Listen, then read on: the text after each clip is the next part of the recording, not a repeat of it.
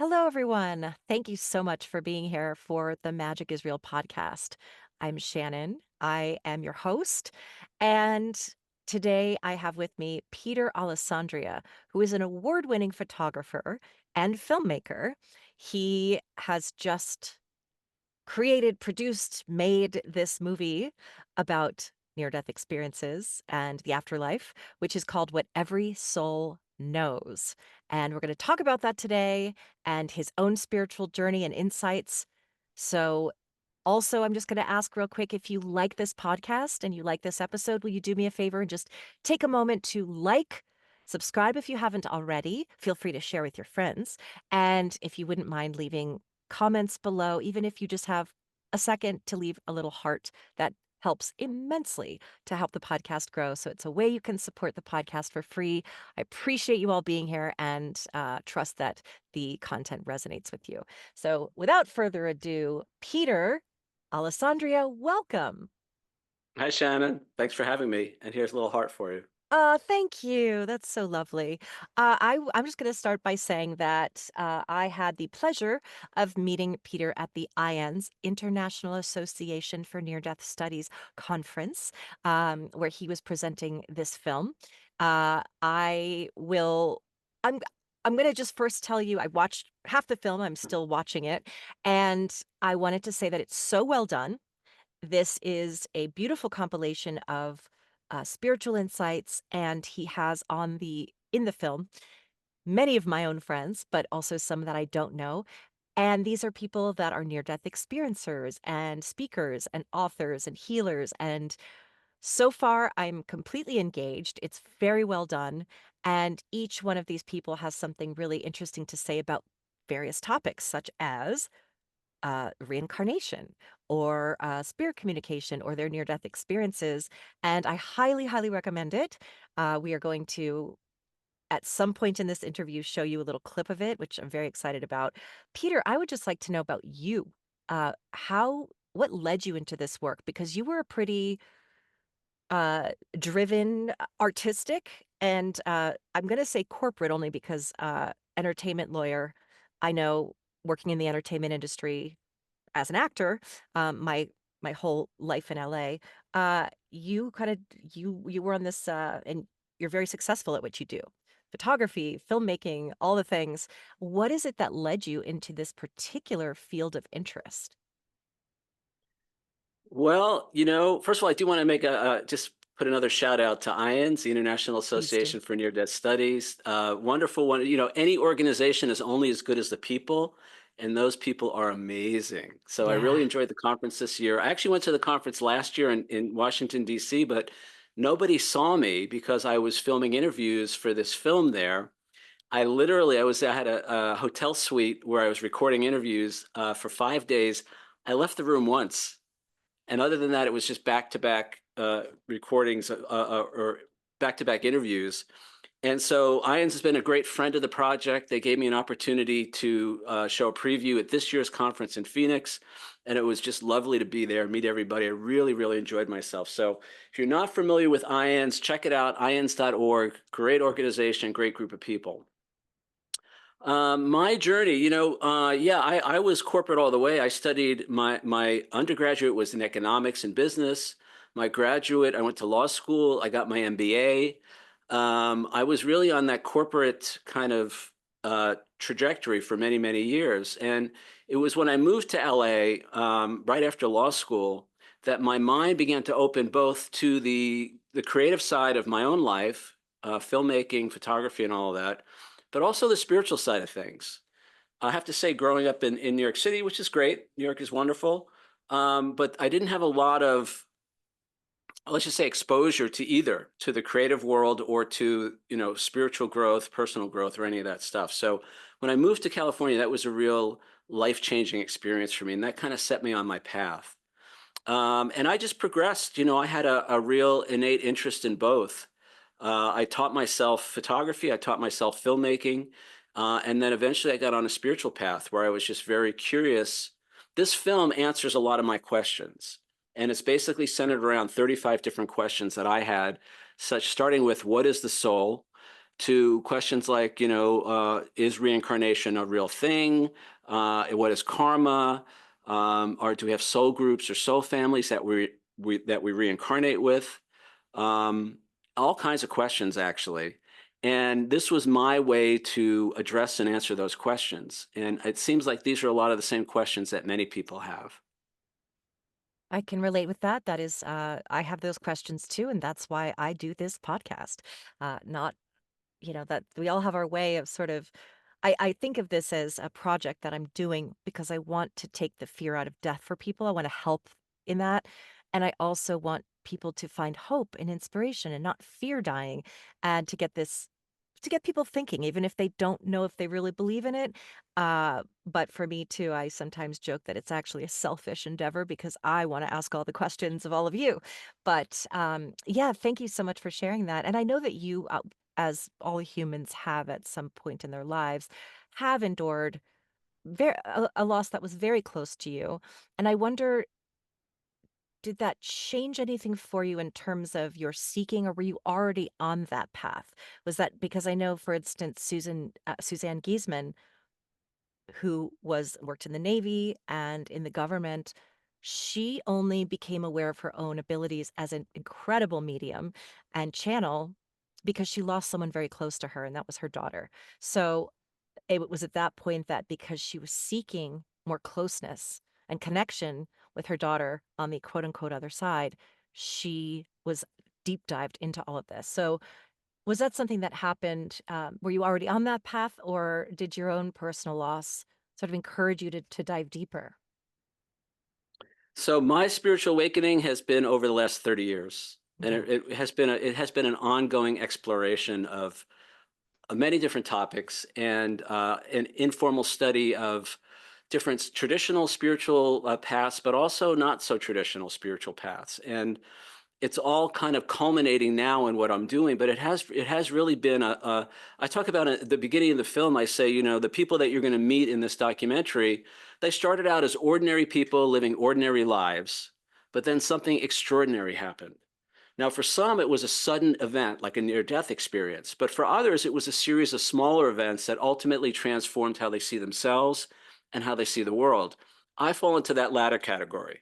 Now, I did lose my brother halfway through the production of this film, and so that was the biggest challenge of my life, and it was a life-changing experience for me in many ways.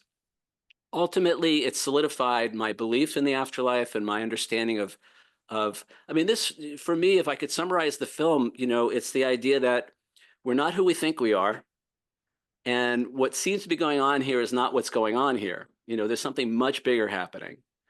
And so when my brother passed, I have to say it was very, very difficult. Even though, again, as I say in the film, I had one foot firmly planted in the idea that life is eternal and that we do go on and that we're spiritual beings having a human experience, as many people have heard.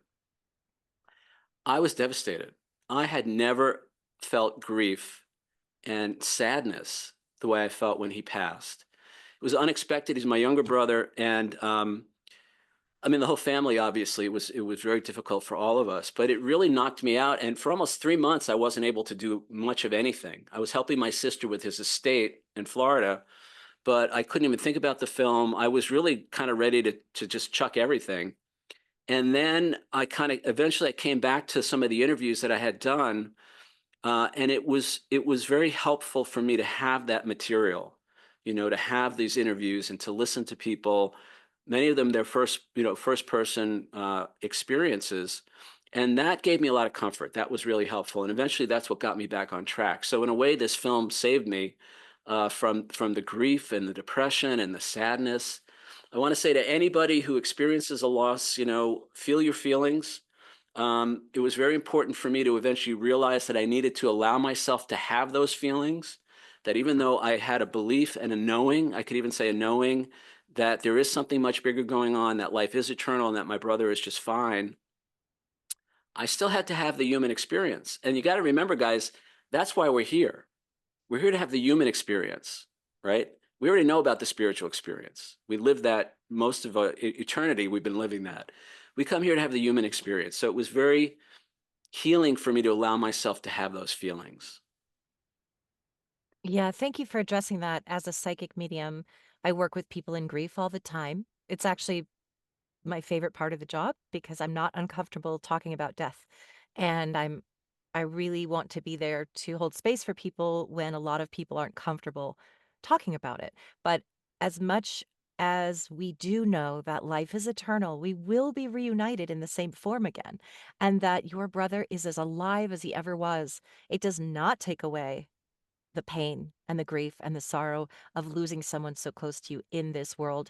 And that is okay. And that's why we talk about sometimes spiritual bypassing, where we don't want to bypass the human experience and say, oh, he's in a better place. And it's, yeah, and it hurts like hell to lose somebody that you love in physical form. That is part of your everyday life. So that is. That is very important to address as well. That grief is very real and loss is very real. And he's great. He's doing fine and he's with you and communicating with us all the time. So I'd love to know your experiences or even just ideas about, let's just start with afterlife communication, about having that communication with people on the other side. I don't know if you've personally experienced it, but what do you, just generally anything you want to say about that would be great. So most of my perspective on all of this and kind of where I'm coming from is based on an intuitive knowing.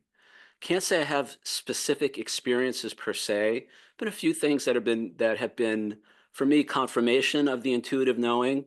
But I'm not connected I'm not consciously or currently connected like a lot of folks like you and other people who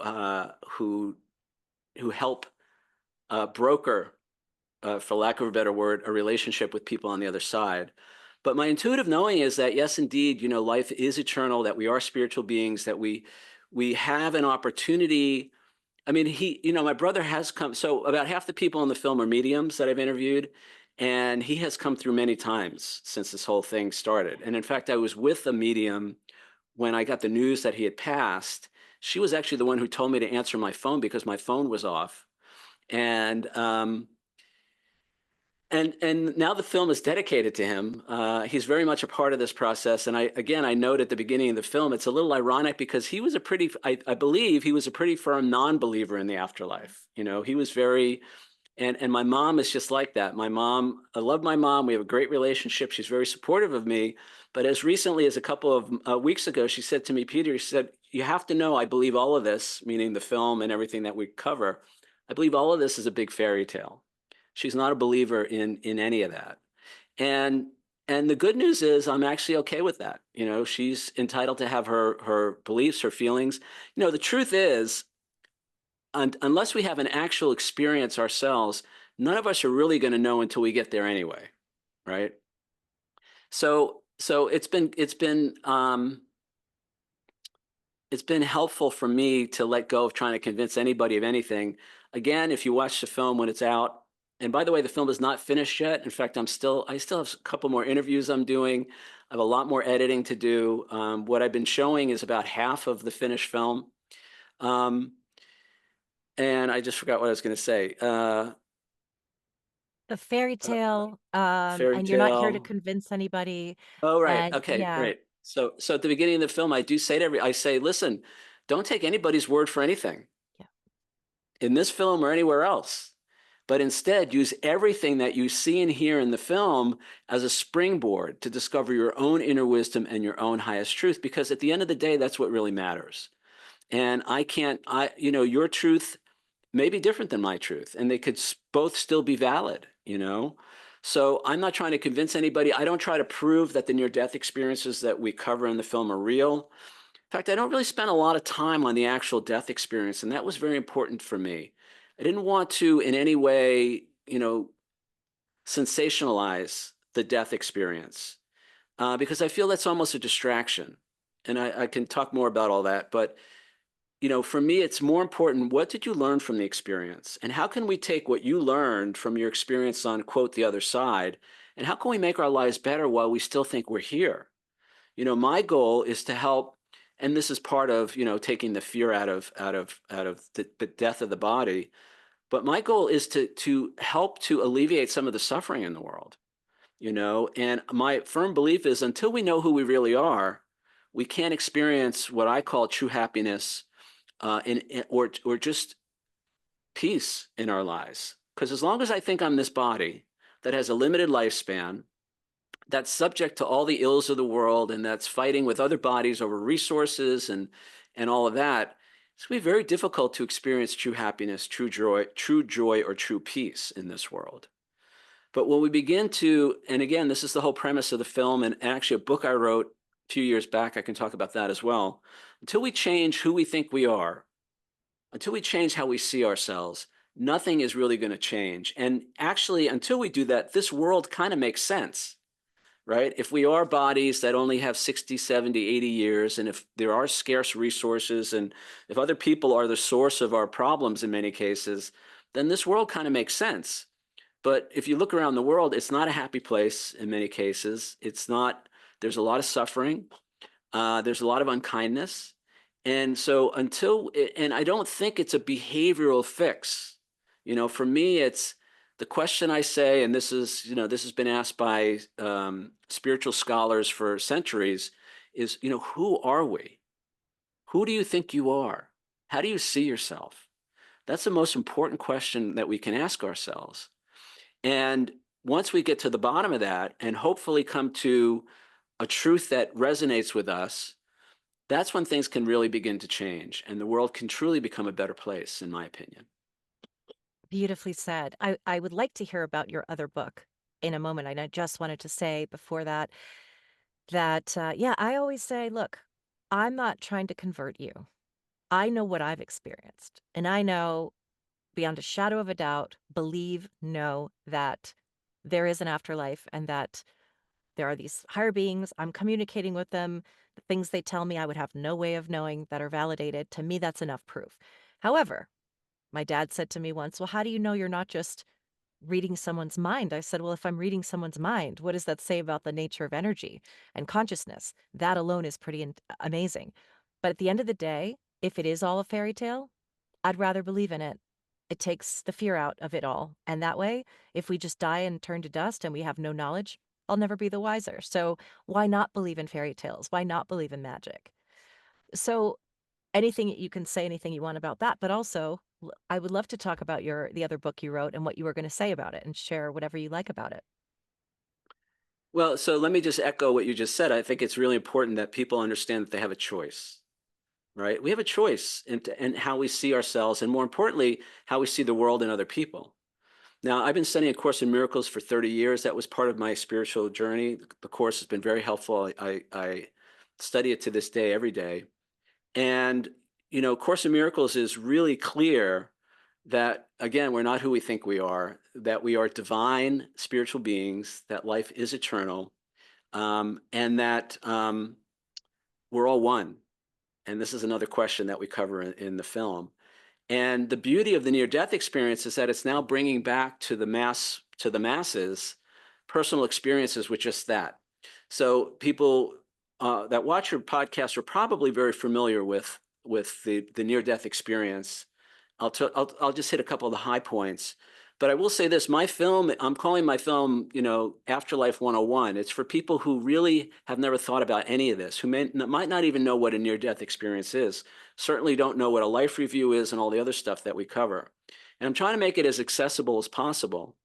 So some of the common elements of a near-death experience include leaving the physical body, realizing that we're separate from the body, that the body is not who we are. In many cases, there's some separation, and then a looking back, either in an accident scene or in a hospital room or whatever, and seeing a body there. In many cases, not even recognizing that body as who they were in this life. That's pretty profound. Again, A Course in Miracles, the most repeated phrase in the Course is, I am not a body, I am free, for I am still as God created me. So there's this separation from the body and a recognition that whatever that is, that's not who I am, right? Then there's often an experience of unconditional love. Some people see that in the void or the tunnel. Some people see that when they come out into the light. but there is this overwhelming sense of unconditional love, which is way beyond what we consider the emotion of love. It's indescribable for many of the experiencers. And it's so profound that that alone changes their lives. And then a third element, common element, and there's other aspects. We're often greeted by loved ones or guides on the other side. Many people have a life review. But the other big one is the sense of oneness and unity, this idea that we're all connected, that we're all part of the same whole. And just those three elements, the idea that we're not our physical bodies, the idea that who we are at our core is unconditional love, and the fact that we're all connected, that we're all united. We're not necessarily the same, but we are all one. If we apply just those three principles to our physical lives while we still think we're here, that changes everything, in my opinion, right? Oneness says, what I do for you, I do for myself. What I fail to do for you, I fail to do for myself. I'm not a body says, well, I don't have to fight with other people over resources. I don't have to defend. I don't have to build up defenses to protect my quote unquote body. And the idea of unconditional love, most of us, again, I'm going to quote A Course in Miracles probably a lot in this conversation. Course in Miracles says, you think you are the home of evil, darkness, and sin. Most of us don't have a very high opinion of ourselves. We're riddled with guilt and regret and feeling not unworthy.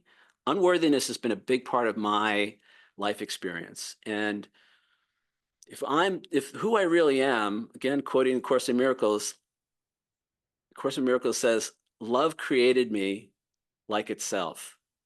If what I am is love, then all these ideas that I have about myself, that I'm unworthy, I'm unlovable, I'm not good enough, I'm guilty, I'm sinful, I'm bad, and not in a Michael Jackson kind of way. All of that doesn't bode well for my life experience, right? Because now this explains a lot of our behavior towards each other and towards ourselves. So my goal with the film is to allow people to begin to question a lot of their core beliefs about themselves. And we lean on the near-death experience and a lot of the psychics. I've interviewed a lot of people who are psychic mediums, people who channel. A lot of the messages that are coming through that are life-affirming, right? That we are love, that we are worthy, that we are valuable, that we are important, and all of that. My hope is all of that. And the other thing is, I've interviewed, by the time it's all done, I'll probably have interviewed close to 60 people. Hearing the same thing from 60 different people, I think is very powerful, right? Because if it's one or two people who have these outlying experiences, and who knows if they really made it up or whatever, but when you have 60 people, many of whom have written New York Times best-selling books and traveled the world, but as equally as many in the film, and this was really important to me, are people you've never seen before, you've never heard of. I really wanted to give people a chance to shine, both the people who are established in the space and people that you haven't met before. For me, and I've seen it now. I've screened the film. I just got back from, I'm still jet lagged. I was in Ireland all last week, and I did a preview screening there because some of the people from the film happened to be in this one location there in Athlone. Shout out to Athlone, Ireland. Oh, yeah, I guess Mary Helen would be one of those. Mary Mary Helen Helen, yeah. Hensley, who's awesome. Yeah. She's kind of spearheaded that. But I was also there filming a music video for the main song for the film with a young up and coming artist named Kira Lawless. And so after that screening, this was. I mean, the IONS conference was great. Showed a preview there. 300 people showed up. But that was kind of preaching to the choir in a sense. Those people were all there because they were familiar with the NDE experience and the afterlife and all of that. The people for the most part, the people in Athlone, they had no idea what they were getting into when they showed up for this screening. And I can't tell you, the response that we got, and I could just see people were crying and people were, they were so grateful to have this experience and this information. The other thing I'll say real quickly, and then I'll talk about my book, is so as I currently have about 55 interviews completed. What was really important for me was since there's so many people in the film and the film can only be so long, a lot of people only have a few minutes of screen time in the film. but they all have something really, really important to say. And all of them, every single one of them, touched me in a very powerful way. So it was important for me for their voices to be heard. So I've made their full interview, the complete, in typically about an hour long, available for free on the film's YouTube channel, which is at What Every Soul Knows, as well as the film's website, which is everysoulknows.com. You can watch those interviews, and I actually took out the YouTube ads in the middle. There's no ads that are going to distract you, because I really wanted people to have that resource. And the best part of this, Shannon, so far has been the comments that I get up every morning. I wake up and in my inbox, there are comments from people that have been watching all these interviews, how grateful they are, Yeah. how much they enjoyed it, how much it answered questions that they had. And it's really, that's been so gratifying, to see uh, like zero negative comments. It's all Mhm. positive, all gratitude. So that's been fabulous. So again, you guys can check it out for yourself, but it was really important for me to create a resource where people who watch the film can then go and spend more time. And it's close to 50 hours, I think, in terms of the amount of content that's there. Again, for free, no subscriptions. I'm not even asking for donations. It's my gift, and the people who were involved, it's our gift to everyone. Thank you for that on behalf of me and everyone else. That's really kind of you. Yeah, your book. So let's go back to your book and then we'll move into a clip of But the more about the film film. and yeah.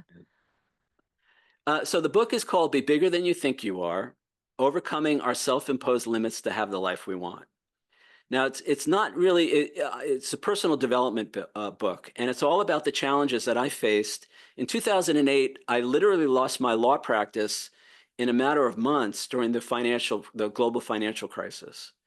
And my whole life changed in those few months. And I eventually decided to pursue my passion for filmmaking, for photography full time, and basically leave the world of the law behind. Now, I haven't really left it behind because I use everything that I learned as an attorney now with my, all my creative projects. But in terms of a profession and career, I left it behind. The problem was, Shannon, nothing. So for the first 2.5 years or so, nothing was happening. So the idea was I'm no longer an attorney. Now I'm going to be a filmmaker and a photographer full time. I'm going to start a business doing that. And for basically 2.5 years, I sat on the couch and not much was going on. I also decided to move back. I was living in Los Angeles at the time, moved back to the East Coast where I am now in New Jersey. And eventually what happened was the money started to run out. I had a lot of money that was saved, but after 2.5 years, most of that was gone. And I realized I had to get my butt in gear if I was really going to make this happen. And I thought at first I had all these excuses, all these reasons why things weren't working out, right? So it was the economy, because the economy was still kind of rough.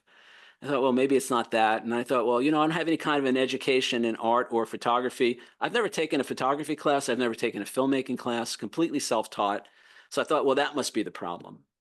I thought, well, there are other people in the space who are making it and they didn't go to film school. And eventually I worked through all my excuses and I realized the problem wasn't out there. The problem wasn't here. And I had a really negative self-image when it came to being a creative person. And I lived in fear of rejection and criticism and all of that. It was to the point, Shannon, where I couldn't even post photos on Facebook. I was so self-conscious, right? So afraid of rejection and criticism. So long story short, I started applying all the stuff that I'd been studying for up until that point, 20 years, everything from law of attraction, affirmations, visualization. I was also involved in a few 12-step programs that were very helpful for me in terms of building my sense of self-esteem and value in the world and all of that.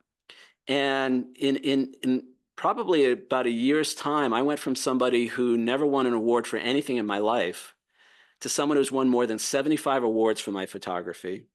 I went from someone who was afraid to post photos on Facebook to someone whose photos have been published in newspapers, magazines, online, around the world. Literally millions of people have seen my work.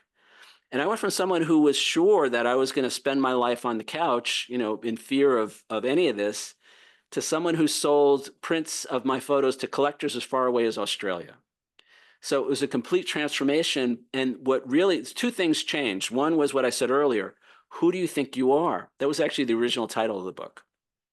If I think I'm unworthy, if I think I'm not good enough, if I think I don't have what it takes, if I think I'm going to be rejected and it's going to be painful, then guess what? I'm not going to do what I need to do to get a career going, right? To have an impact. And then the second part of it was I say in the book, I say, I went from being my own worst enemy to my own best friend because what I realized was the problem really wasn't out there. It wasn't. So one of the things I did for my commercial photography business was I started doing cold calling. And I dreaded that. I mean, I Yeah. put that off for years, right? And finally, I had to sit down and pick up that phone and start calling local businesses. I was doing headshots, portraits and headshots, executive portraits and headshots, including law firms, accounting firms, and all of that. And by the way, the tagline for that business was, "I used to be a lawyer, now I shoot them."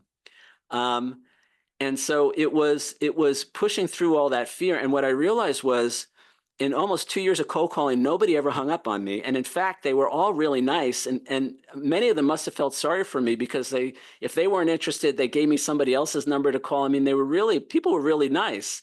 But before, during, and after every phone call, I beat the hell out of myself. Yeah. Who do you think you are? Nobody's going to want to hire you. You don't know what you're doing. All this negative self-talk. And that is what was generating the fear, the inner criticism, the inner self-hatred what was generating the fear. And of course, people know fear is resistance, right? And resistance means I don't do what I need to do to get myself out there in the world as a creative person. So it was transforming all of that. And that's been my journey. That book is available on Amazon. It's set up as actually as a workbook. So at the end of each chapter, there are exercises to do. A lot of people are doing it in groups, stuff like that. Mhm.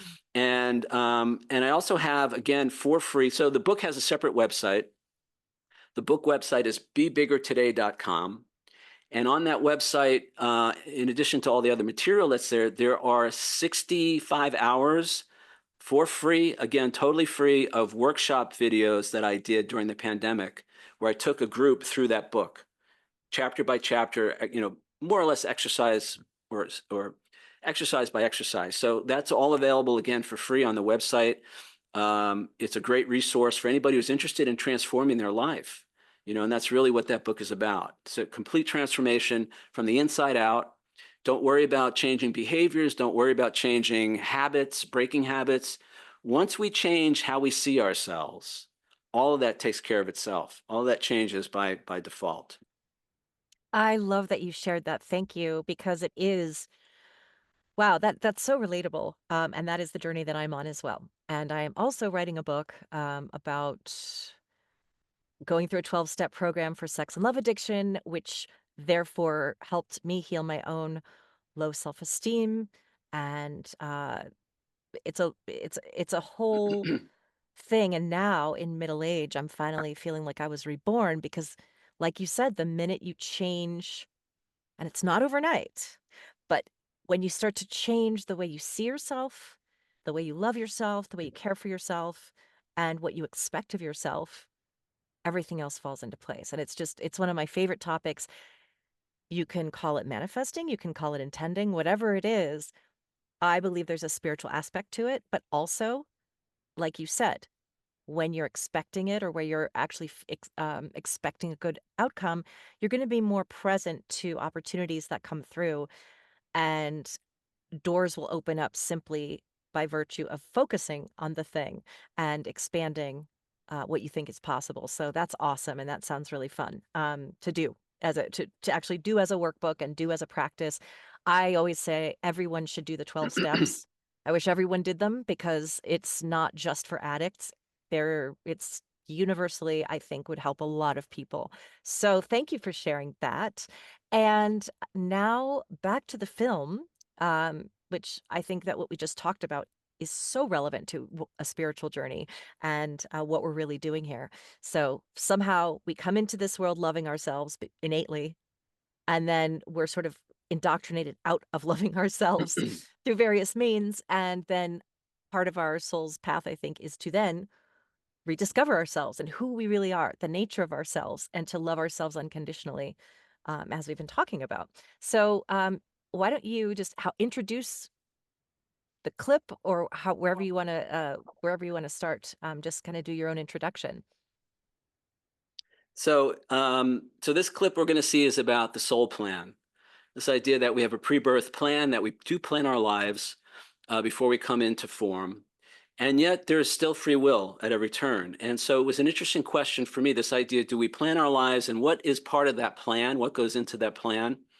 And one of the things that came out of it, which was even though I had heard about this, I still wrestle with this. And it's the idea that, among other things, we choose our parents Mm. and the challenges that come along with that. And so this particular clip, you'll see we talk about, I question a group. They give answers to what the soul plan is. And then there's a local woman here in New Jersey. Her name is Patricia Farrell, and she's a psychic medium, or she calls herself a physical medium. She talks about an interaction she had with her son, where when he was very young, where he talked about picking her as his mother before he came into this incarnation. It's a very touching moment. Okay, I will. We must be willing to let go of the life we planned so as to have the life that is waiting for us. Joseph Campbell. Does a soul plan its incarnations ahead of time? Yeah, I think the evidence points to the fact that we absolutely plan our lives ahead of time. Now, this doesn't mean that every detail of our life is planned out. It doesn't mean that we don't have free will while we're existing. And it doesn't mean that accidents don't happen as well. But I believe the overarching theme of our lives is planned out ahead of time. Yes, the soul absolutely plans its incarnation. That's one of the greatest gifts of the human experience is the Akashic record. And I see it as a big sort of like library. And the soul walks in and looks at all these shelves and it's like, oh, okay. I'm going to choose this parent this time, this kind of family this time, and oh, I'm going to go down and I'm going to be born in that country this time, and I'm going to have what I call these core consciousnesses, which is lessons in this lifetime. Then you get together with your guides and your guards and those angels who direct you, and you begin to look at what it is you have accomplished so far. That's what the Akashic record is for. And you determine what it is that is missing in the whole picture. And then we get very busy creating the next lifetime to ensure that we fill up those blank spots. I've heard from near-death experiencers this process of getting together with some elders or experienced spirits in heaven and choosing their parents, choosing their major life events, choosing their major challenges. They are well aware of the potentials of the things that could happen before they come down here. And often the soul will want to take on more challenges and kind of try and bite off more than they can chew. And the spirit guides up there will kind of say, well, you know, you need to not take on too big of a challenge. And it's always a balance. If you don't take on enough challenges, you won't learn. If you take on too big of a challenge, you could fail.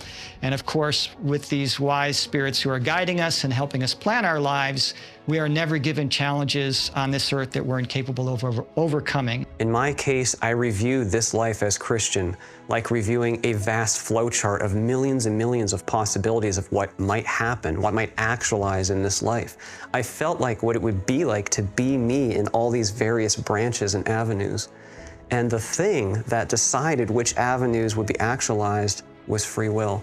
My free will choice making, and also the free will of all other participants. Your soul absolutely plans its incarnation out. And in fact, you get a whole team that is there to help you plan.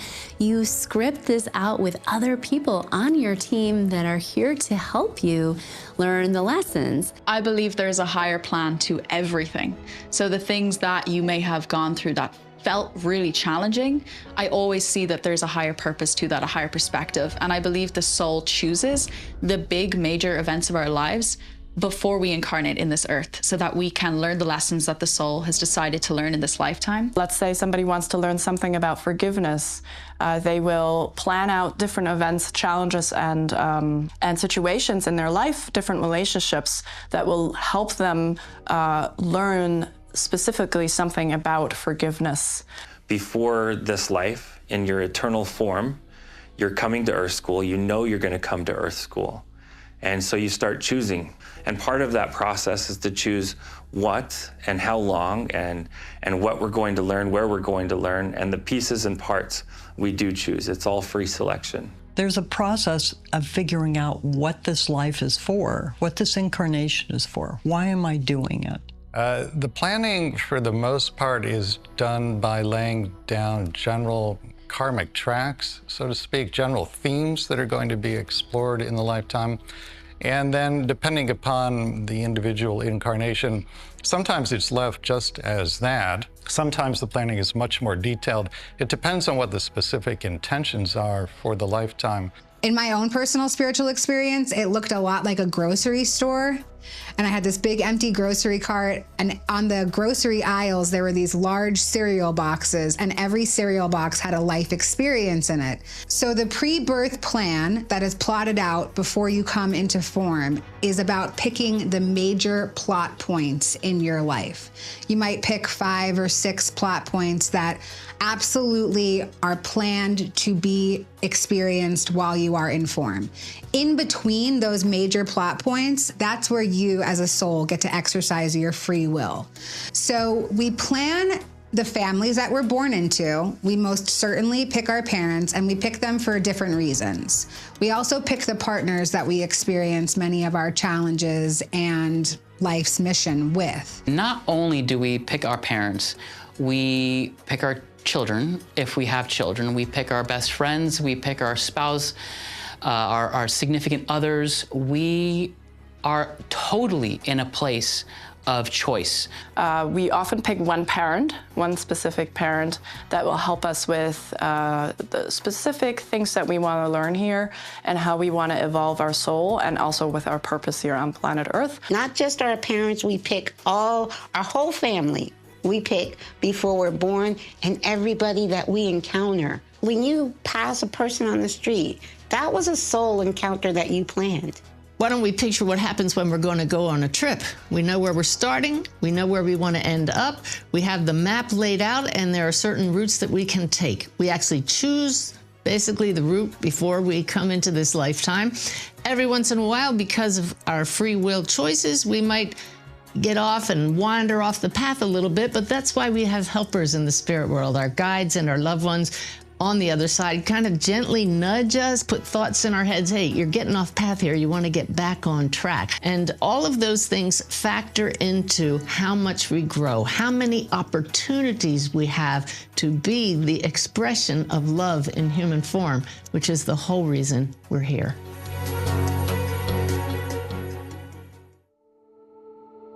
Patricia Farrell, a physical medium based in New Jersey, discusses her own experience with the idea that we choose our parents before we come into a given lifetime. So when my son was about 6 years old, my younger son, I was putting him to bed, and I said to him, you know, good night, honey, I love you, angels watch over you, have most beautiful dreams. And the child looked at me and he said, Mommy, thank you for being my mommy.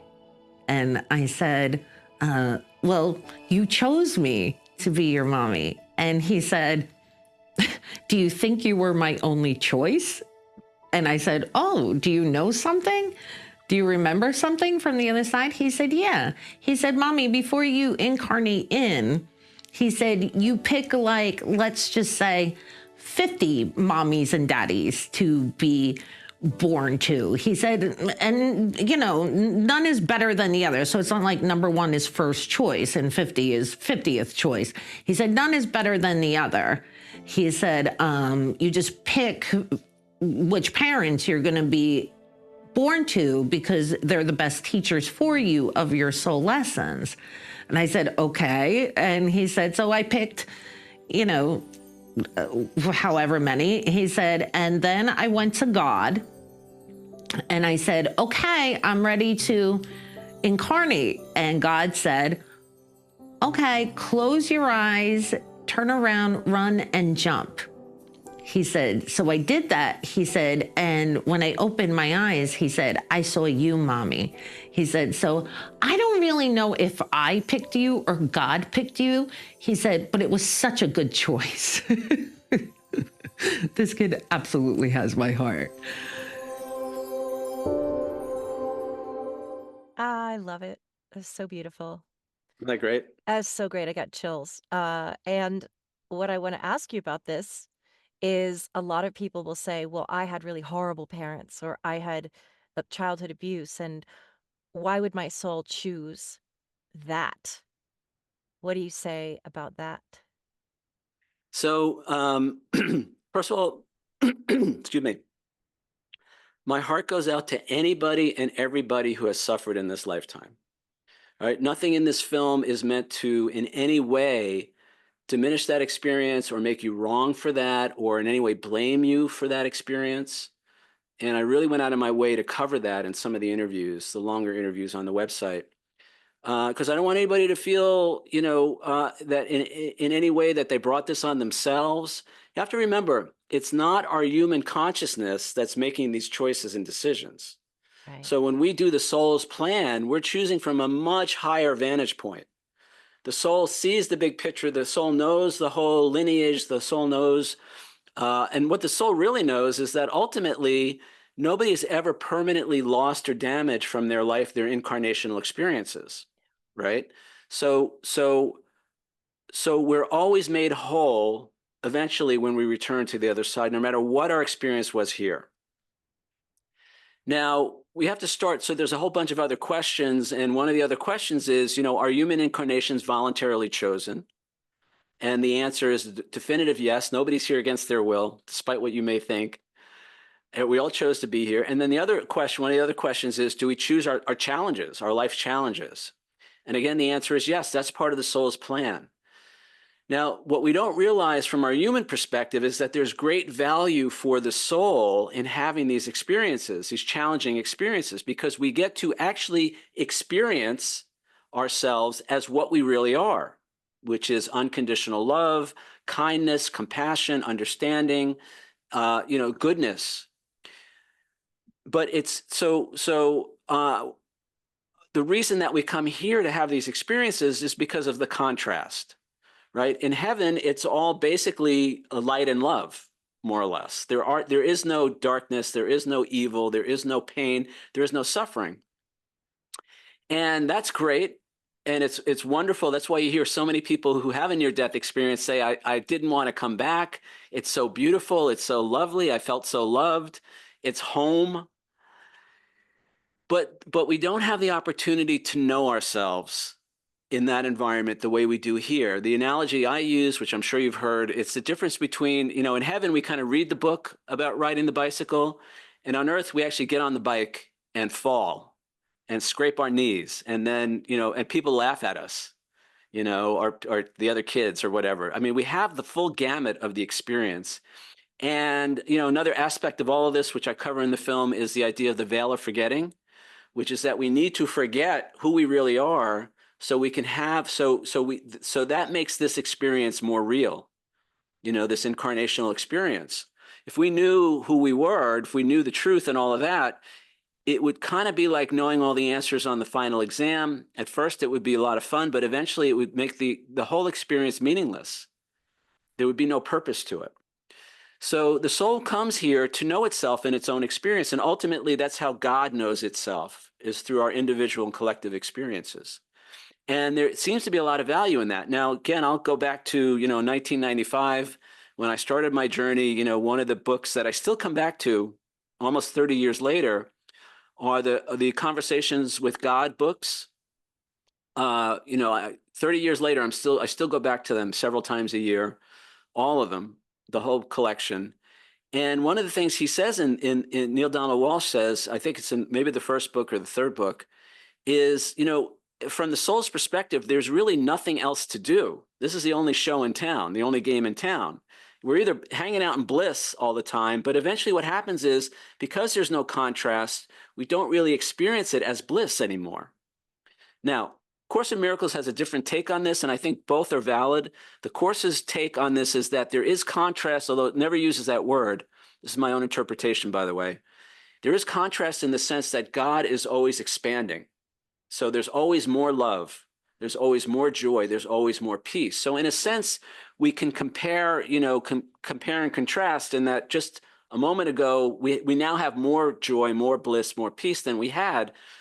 Although there's really no such thing as time, which is another, I don't really get into that in the film because that's such a rabbit hole. But the idea is that we come here by choice with a purpose and the prime opportunity that we have in the physical plane is to, again, know ourselves in our own experience as who we really are. Because again, it's one thing to know that we're loved. It's another thing to be faced with somebody who's unloving or unkind and still be love in that situation. Mm. And it's not a test, and they're not lessons, but they kind of are. And again, it's all for the soul's benefit, our growth. And by the way, the plan is usually not just for us, but we usually incarnate in groups, soul families. And so we come for our own benefit, our own growth, but also to help others in their journey, right? We're all kind of connected in that way. And that's the greatest joy to the soul, is to know itself in its own experience, as love, as kindness. But again, you can't know the light if there's no darkness.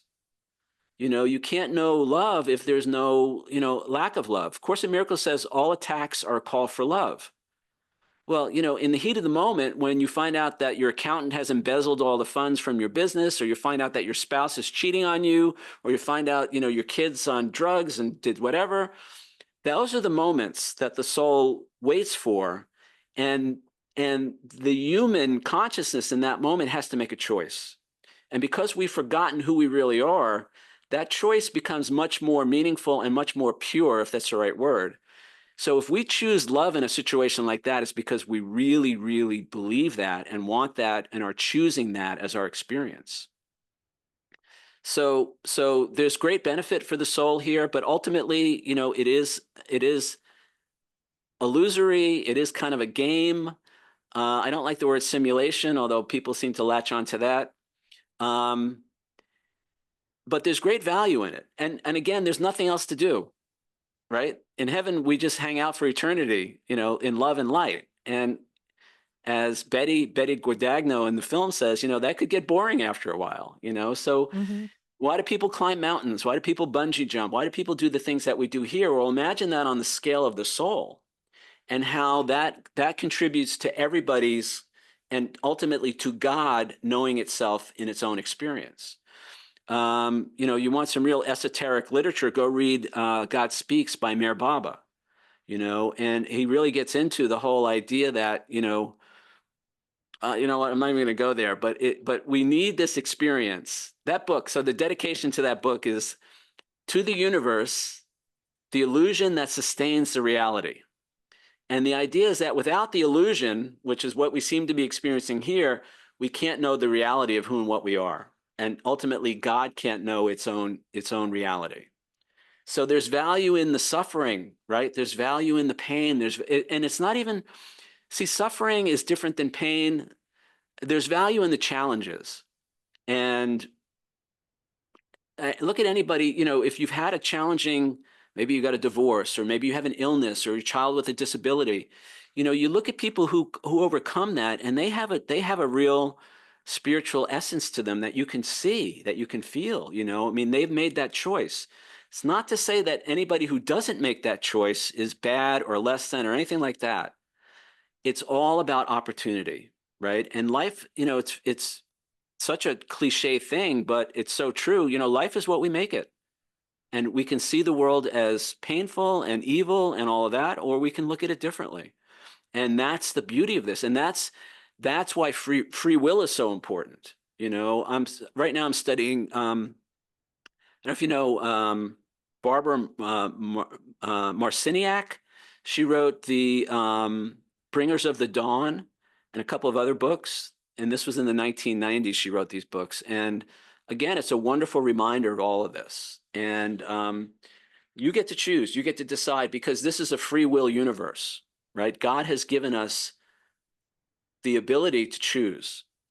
So choose wisely. Oh, that was so well said. Thank you.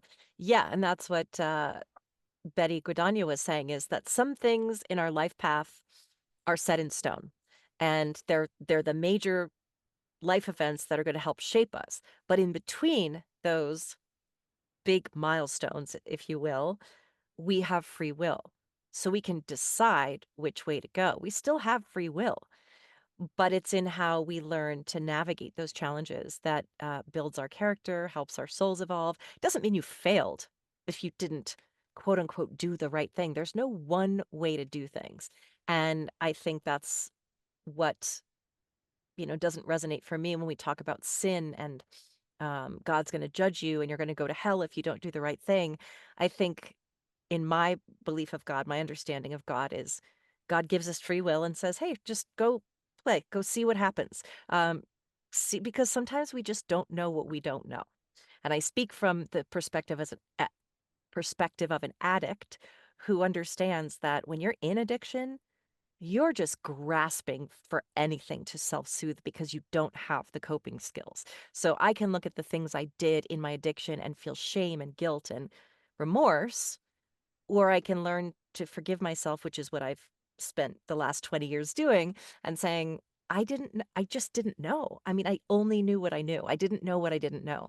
And so I don't believe that we are judged, even though people do really, really terrible things, that we are just here to figure it all out. Sometimes we do behave better than others. And when we go to that other side, we have that life review, right? Where it's not judgment. It's just, let's review. Let's see what you learned. And let's see how you made other people feel, both in positive ways and negative ways. So on that note, I'll just take it to, I'd love to hear you just speak a bit about the life review. So we do cover that in the film. Have a great testimonial from Bill Tortorella. I I don't know love if you him. saw that yet. But I've interviewed him, so I know it. Yeah, he's wonderful. So he has so this whole idea of the life review was very intriguing to me. Now let me just back up a little bit and talk about my 12-step experience. Oh, please do. Yeah. And that was the most profound amends that I made in my 9th step was my amends to myself. Mine too. Right. I really, I mean, that was the most difficult. That was the most lengthy amends. And it was really, me literally asking myself to forgive myself for all the stuff I did to myself, and to really, and then to, the living amends is to change my behavior and to really begin to love myself. And the way I define unconditional love, and actually this came out of my 6th step work. So in the 6th step, we're entirely ready to have God remove all our defects of character. And I realize that I will be entirely ready for God to remove all my defects of character when I'm willing to love myself in spite of them. Because I judge myself for being judgmental, I criticize myself for being critical, and I hate myself for all the things that I think I did when I was acting out, when I was in my disease. And ultimately that led to my 9th step, where I really took inventory and then went through almost item by item the ways I harmed myself. And I asked myself for forgiveness, to forgive myself. Sounds a little crazy, but it was really life-changing for me to get to that place of self-love and self-forgiveness.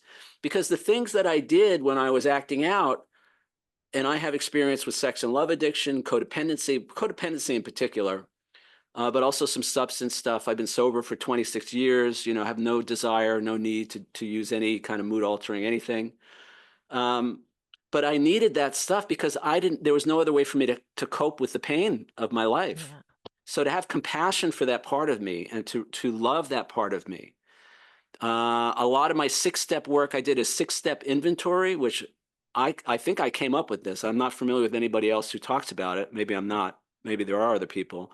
But I went through all my character defects and I created an inventory and I looked at 2 questions. And the first question was, how did this serve me? And the second question is, what did this cost me? And I really began to see the effect that my dishonesty, my all the character defects, and I go way beyond the 5 that they generally acknowledge, like in AA and all that. But to look at all those behaviors, because they were all coping mechanisms, right? That was all a way to deal with the pain of the trauma of my life, And that's all I had. I didn't know another way. right? So in a sense, they actually served me. But then I said, well, what does this cost me? And the other question I asked is, what does this look like in my life? And I gave specific examples of the times when I was dishonest, self-seeking, selfish, what does it look like in my life? So the next time I'm in that space, I can recognize it. Oh, wait a second, this is self-seeking. This is dishonesty, or this is being judgmental, or, whatever. And so that brought a lot of awareness. The other thing I did was I did a lot of shadow work. So in particular, there was a couple of books, The Secret of the Shadow by Debbie Ford, and Dark Side of the Light Chasers in particular. That was great too. The shadow is all the stuff that we've disowned about ourselves. It's all the stuff that we hate about ourselves. But that becomes the beach ball that we're trying to keep under the water in the pool that's going to pop up at the most inopportune times because we haven't integrated that. We haven't accepted that. We haven't acknowledged that in ourselves. And the other thing that we do, and Course in Miracles talks about this, what we deny, we project. So we project all that stuff out onto other people, right? And we start criticizing other people for being critical or, whatever it is. So healing that really meant to love myself. And again, my definition of unconditional love is being willing to love myself or another when I least like who I'm being, or when I least like who they're being, right? And any parent knows that. So, so how does this relate to the life review? So the life review is this on a grand scale, actually. It's the accountability, it's the inventory on a really grand, cosmic, divine scale. And one of the things that I didn't know really before I started this film, I knew about the life review, but what I didn't know was that, so the life review is when you pass over to the other side, you're met by your guides, your guardians, people like that who take you through the life review. And the life review is literally a review of the life that you just completed. In some cases, it's very comprehensive. It's every moment of that lifetime. In other cases, it's kind of the highlights, kind of a highlight reel. And we get to see ourselves in action, basically. Now, I was kind of familiar with that, but what I didn't really realize, which is really kind of hit home, is not only do we experience it again from our point of view, but we experience it from the other person's point of view. If we did a kindness for somebody, we get to experience that from their point of view. And often not just them, any other people that were impacted by that. Now, of course, the other side is true as well. If we did an unkindness, we get to see how that feels, how that felt for that person from their point of view, including any pain that we may have caused. So again, I don't want to give away the whole film, but Bill's testimonial in the film is a really impactful experience that he had during his life review, where he got to see, when he was in his 20s, he had a wife and a young wife and a young son, and he left the relationship. And at the time, he didn't really think about it. He just thought he was living his life, doing what he needed to do. He couldn't take it anymore, whatever. But during his life review, he got to see how that affected them, and how he felt their pain and their sadness and the abandonment wound and all of that. And it was so profound, it completely changed him when he came back. So this is powerful stuff. And the idea is, don't wait. And this is the beauty of the 12 steps, the fourth step, and then the 8th and 9th step, and the 10th step, actually, continue to take personal inventory, is don't wait until the life review to be accountable to the people in your life, including yourself. So, if you know that you've done something harmful, take responsibility. Now, in my book, I do talk a lot about the amends process, how I made my amends to myself and others, and what that experience was like. And the biggest takeaway for me is the recognition that we don't really make an amends for the other person. We make the amends for ourselves. And the main reason for that is we have no idea how the amends will be received by the other person. So in my case, I usually got one of 3 responses when I did my 9th step. And the first response was, "Thank you very much. I really appreciate you acknowledging that." And it would literally, quote, mend the relationship. That's what an amends does. It mends the relationship. The second response I got was, "Oh, you don't have to apologize for that. I don't even remember that." Right? I can't tell you how many times I heard that.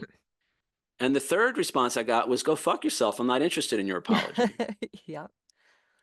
So what I got very quickly was, I don't have any control over how the amends is received, so I can't really be doing it for the other person. Right? I'm doing it for myself. Now, we continue to take personal inventory, and when we were wrong, promptly admitted it, but we can't make an amends that's harmful to ourselves or others, except when to do so would injure them or others. So I can't make the amends so I can feel better about myself, right? Although there is a certain, I'll be the first to admit that when you make an amends, that especially if it's well received, there's a lifting of that guilt, of that shame, whatever it is. But we can't really do it for that reason.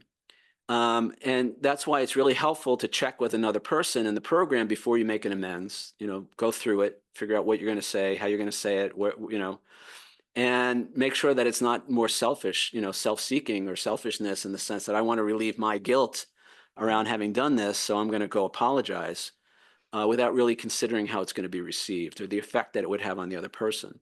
But in general, the life review has a lot of that to it, this sense of accountability, taking responsibility. In my book, chapter 2 in my book is all about taking responsibility.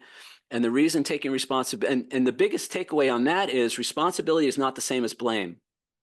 Really important, right? Taking responsibility doesn't mean we beat the shit out of ourselves for what we did or didn't do, right? I call it the 3 A's in the book. Accountability, the 3 A's. Accountability. Amazingness. No, something in action. It just went out of my head. Yeah. It's in the book. Yeah. But the idea is that we don't want to beat ourselves up for our mistakes. There's no value in that. Beating ourselves up never makes us better people. But we do want to be accountable, and we do want to take action to set things right. Oh, awareness. So accountability, awareness, and action. Right. So we want to be accountable, be willing to take responsibility. We want to be aware of the effect that our behavior had on ourselves or other people. And then we want to take action to make things right, to set things right. And so none of that is about blaming ourselves, shaming ourselves, beating ourselves up, because that for a long time, I did not want to take responsibility for my mistakes and my shortcomings and the harms that I caused other people, because it was just more proof to me in my own mind of what a fuck up I was, of what a shitty person I was, right? So you have to take that element out of it and the reason taking responsibility is so important, because chapter 2 in my book is responsibility, taking responsibility. There's a truck outside my window. I don't know if you can hear it. This third chapter in my book is about power, true power. And what I discovered is power and responsibility are actually the same thing. They're two sides of the same coin. You can't have one without the other. You can't have true power in your life unless you're willing to take responsibility for your life, for your choices and decisions. So because when we don't take responsibility, we're blaming somebody else. This is the hallmark of the addict, right? We blame everybody else for our addiction or for our problems in life. It's their fault. If they were different, then I would be different. If they would change, then I could change. But that's denying our own power. And the way I define power is the ability to consciously choose and or change our thoughts, feelings, words, and actions. Power is not about power over other people. It's power over ourselves. To consciously choose a new thought, a new feeling, a new word, or new action in a difficult situation.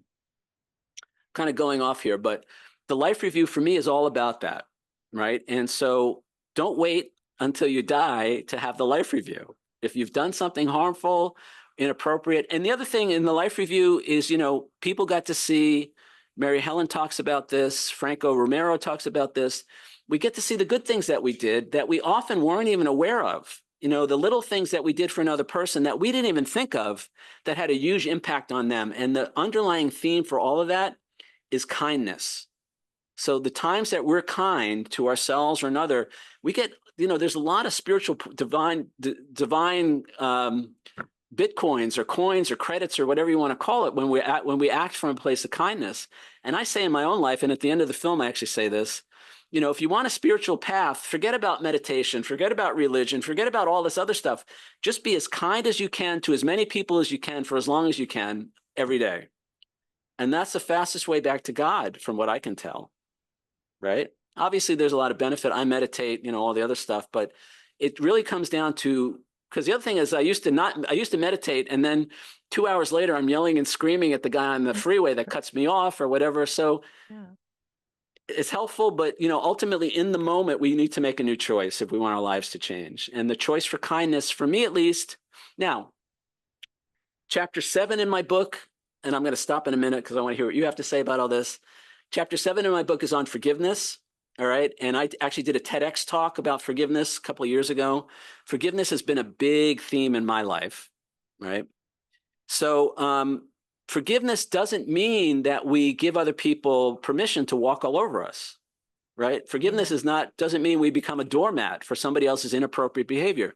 I say in the book, you can forgive somebody and still call the police and have them arrested or removed from the house or whatever. All right. But we do it for a different reason. We do it from a different place. It's not from a place of vengeance or anger or getting even. It's from a place of love for ourselves and others. And part of that process for me is boundaries, right? So anybody who has any experience with codependency, maybe sex and love addiction, we have to learn about functional boundaries, healthy boundaries. So I spent a lot of time in my book talking about healthy boundaries, and the recognition, for instance, that walls are not boundaries. Boundaries are permeable. They let information in and out. There's some flexibility in all that. I talk about the 5 different types of boundaries that I use in my own life and how that's what allows me to actually forgive another person, because I take care of myself first, right? And then I can act from a place of kindness, forgiveness, compassion, and understanding. If I'm still getting, harmed or abused or whatever by another person, I can't really forgive, and I can't really be present in a loving, kind way in that relationship.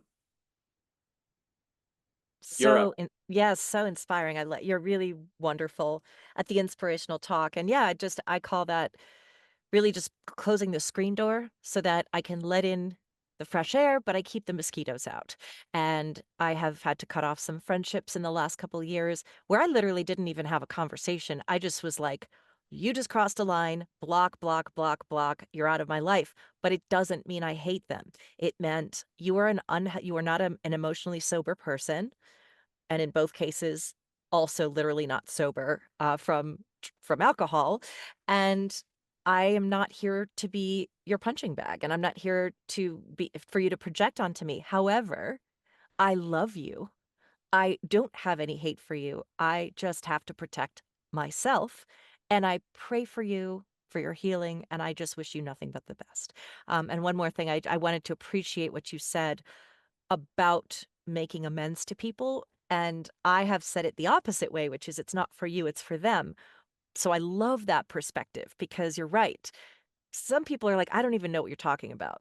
In my case, it's a lot of, I used you as a drug. And they're like, I mean, it was fun. Like, I don't, it didn't hurt me, but it is an acknowledgement. And it's not, I am sorry, because I'm sorry can be selfish. I'm sorry is about me. When you make amends, it's usually something more along the lines of, I acknowledge that these are the things that I did to you that were out of alignment with integrity or that hurt you.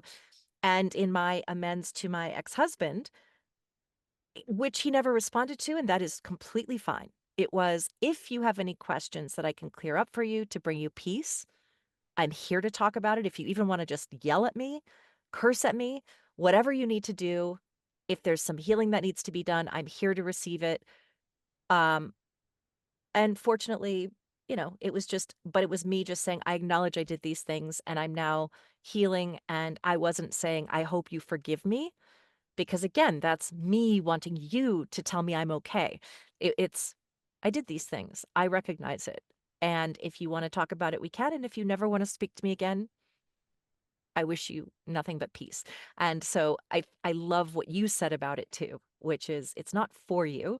And also to understand that sometimes when we're beating ourselves up in shame and self-flagellating, and I feel so bad about what I did, what one of my sex and love addiction therapists pointed out is that's very narcissistic. That you think, first of all, that people are thinking so much about you.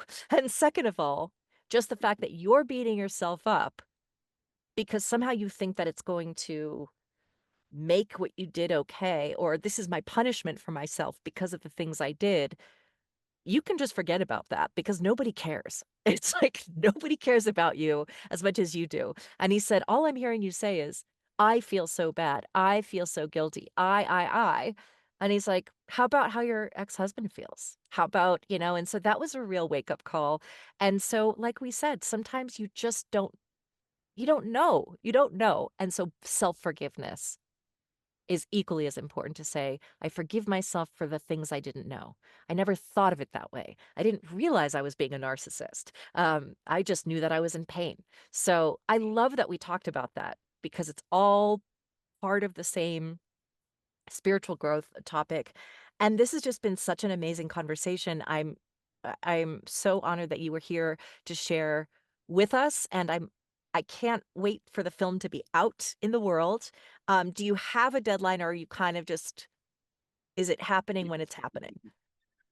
It's more or less happening when it's happening. I'm Yeah. hoping by the spring. I mean, I'm also undecided about how I'm going to release it because I literally have like 5 to 6 hours of good content. Yeah. Can't put that all in one film, So I have to figure out how I'm going to release it. I still haven't edited half of it. I have 100 hours of interviews that most of about half of that I've actually edited, but there's still plenty more. And the other thing that I'm thinking I want to do is kind of take it on the road for a while first. Yeah. So what I loved about being in Ireland, I'm going to be doing another preview screening here in New Jersey, hopefully before the end of the year. I love sitting in a theater with a live audience watching it and then talking to people afterwards. And one of the things I did in Ireland, we did a fundraiser for a local hospice foundation. I'm going to do the same thing here. And that is to help raise money for a local charity wherever we show the film.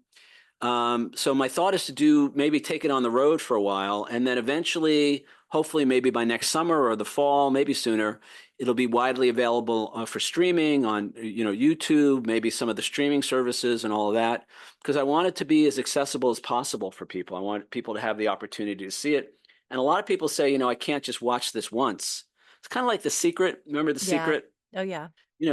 I still watch that, and so you have to watch this over and over again. There's so much information, such a profound experience for a lot of people. So I want to have it available in that way as well. So I'm just kind of going. I'm still amazed that half the people that agreed to be in this film came. A lot of them, they were sitting here. This is my living room. They basically were a dining room. They traveled from wherever they were at their own expense to be part of this, right? And so I'm still just getting over that. The level, and every one of them touched me. As I said, some people are very well known, other people you've never heard of. They all touch me, and I'm trying to treat everybody equally. I'm not singling anybody out. I'm not doing any of that, and I'm trying to give as many people a chance to shine as possible through this project. So I'm just kind of seeing where it goes. I mean, I'd love to eventually. I have a production company now, and I have a slate of other projects that I want to do, spiritually uplifting. It's very important for me that anything that comes out of my production company is uplifting, empowering, entertaining, but really, has a positive, life-affirming, empowering message for people. And that's one of the reasons you'll see when you watch the film. We don't spend a lot of time on the death experience in the near-death experience. We don't talk about the car accident. We don't talk about the cancer, the illness, the botched surgery, because I feel like that's almost a distraction.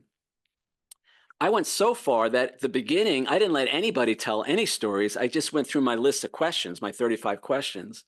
But about maybe 6 or 8 months ago, I realized, there is a lot of value in hearing the story.